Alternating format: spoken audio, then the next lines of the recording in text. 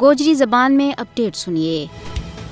ایک پاس ہے بھارت دنیا کی سب تو بڑی جمہوریت ہون کو دعوے دار ہے اور دوجے پاس ہے اپنے زیر تسلط جموں کشمیر میں اپنی غاصب فوج کی طرفوں ظلم و جبر، قہر سامانی، چھاپا، محاصرہ، دوران حراست لاپتگی، جعلی جھڑپاں اور چادر تے چار دیواری کی پامالی کو سلسلہ بدستور جاری ہے۔ حالانکہ کئی انسانی حقوق کی عالمی تنظیموں نے کشمیر کی بگڑتی ہوئی صورتحال کا وارہ ماہ خطرہ کی گھنٹی بجا دیتی ہے، لیکن اس کے باوجود 10 لاکھ فوج کی موجودگی میں کشمیر دنیا کو سب تو بڑو عسکری زون بن گیا ہے۔ ان گرفتاریوں کو بنیادی مقصد حریت پسند کشمیری عوام کی آزادی کی آواز نہ خاموش کرانا ہے۔ بے گناہ لوگوں کی گرفتاری بھارت کی طرف نافذ کیا گیا کالا قوانین UAPA اور PSA کے تحت ہو رہی ہیں۔ ان کالا قوانین کے ذریعے غاصب بھارتی فوج کی لگام بالکل ٹیلی چھوڑ دیتی گئی ہے کہ جد جس ویلے جس نہ چاہیں اپنی درندگی کو نشانوں بناویں، انہاں کو کوئی محاسبہ نہیں ہے، بلکہ ان غلیظ کرتوتاں ور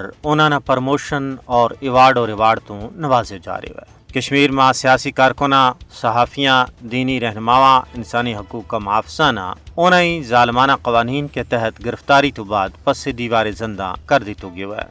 ہزاروں کی تعداد میں قائدین حریت و کارکنان نہ کشمیر تو باہر بھارت کی جیلوں میں بند رکھے ہوئے ہیں، جنہاں بچوں کئی سارا مختلف قسم کی بیماریاں میں مبتلا ہیں، لیکن کسی ایک کرنا بھی رہا نہیں کی ہو گیا۔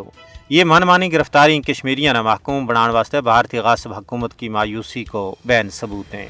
کشمیر کی صورتحال کو مشاہدہ کرنے والا سیاسی ماہرین کو کہنا ہے کہ بے گناہ کشمیریوں کی گرفتاری، قتل و غارت گری کو مقصد قضیہ کشمیر کا حل کا سارا راہ بند کرنا ہے، جس تو بھارت کی ریاستی دہشت گردی کو کھلو ثبوت ملا ہے۔ انہوں کو کہنا ہے کہ سیاسی کارکناں، صحافیاں اور انسانی حقوق کا محافظوں کی گرفتاری بھارتی نام نہاد جمہوریت کا متھا پر ایک بدنما داغ ہے۔